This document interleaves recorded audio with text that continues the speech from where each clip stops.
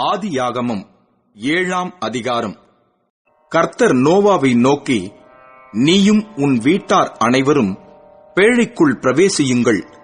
இந்த சந்ததியில் உன்னை எனக்கு முன்பாக நீதிமானாக கண்டேன். பூமியின் மீதெங்கும் வித்தை உயிரோடே காக்கும் பொருட்டு நீ சுத்தமான சகல மிருகங்களிலும் ஆணும் பெண்ணுமாக 7 ஜோடும், சுத்தமல்லாத மிருகங்களில் ஆணும் பெண்ணுமாக ஒவ்வொரு ஜோடும், ஆகாயத்துப் பறவைகளிலும் சேவலும் பேடுமாக 7 ஜோடும் உன்னிடத்தில் சேர்த்துக்கொள்.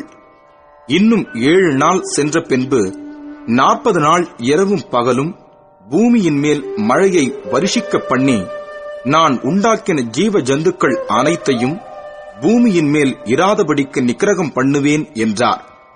நோவா தனக்கு கர்த்தர் கட்டளையிட்டபடியெல்லாம் செய்தான். ஜலப்பிரளயம் பூமியின் மேல் உண்டானபோது நோவா 600 வயதாயிருந்தான். ஜலப்பிரளயத்துக்கு தப்பும்படி நோவாவும் அவனுடனே கூட அவன் குமாரரும் அவன் மனைவியும் அவன் குமாரரின் மனைவிகளும் பேழைக்குள் பிரவேசித்தார்கள்.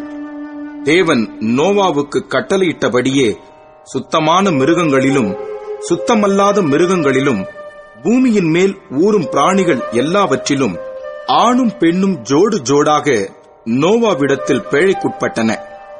7 நாள் சென்ற பின்பு பூமியின் மேல் ஜலப்பிரளயம் உண்டாயிற்று. நோவாவுக்கு 600ஆம் வயதாகும் வருஷம் 2ஆம் மாதம் 17ஆம் தேதியாகிய அந்நாளிலே மகா ஆழத்தின் ஊற்றுக்கண்களெல்லாம் பிளந்தன. வானத்தின் மதகுகளும் திறவுண்டன. 40 நாள் இரவும் பகலும் பூமியின் மேல் பெருமழை பெய்தது. அன்றைத் தினமே நோவாவும் நோவாவின் குமாரராகிய சேமும் காமும் யாப்பேத்தும் அவர்களுடனே கூட நோவாவின் மனைவியும் அவன் குமாரரின் 3 மனைவிகளும் பேழைக்குள் பிரவேசித்தார்கள்.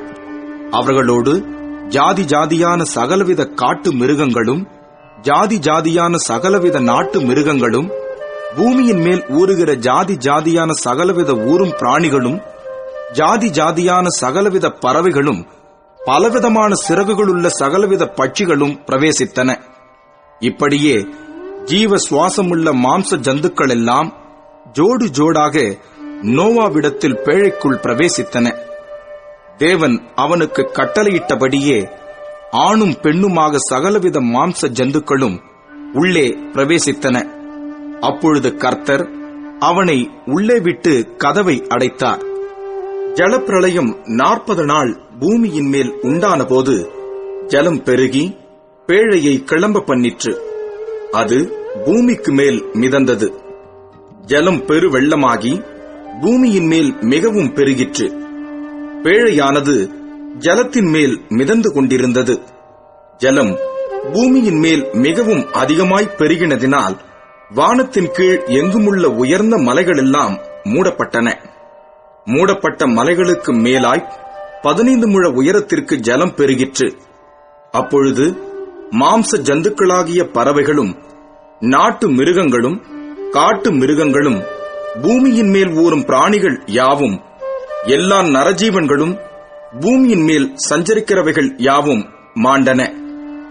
வெட்டாந்தரையில் உண்டான எல்லாவற்றிலும் நாசியிலே ஜீவ சுவாசமுள்ளவைகள் எல்லாம் மாண்டு போயின.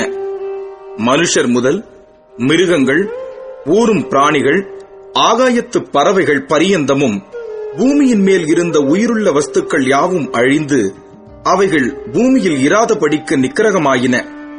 நோவாவும் அவனோட பேழையிலிருந்த உயிர்களும் மாத்திரம் காக்கப்பட்டன. ஜலம் பூமியின் மேல் 150 நாள் மிகவும் பிரவாகித்துக் கொண்டிருந்தது.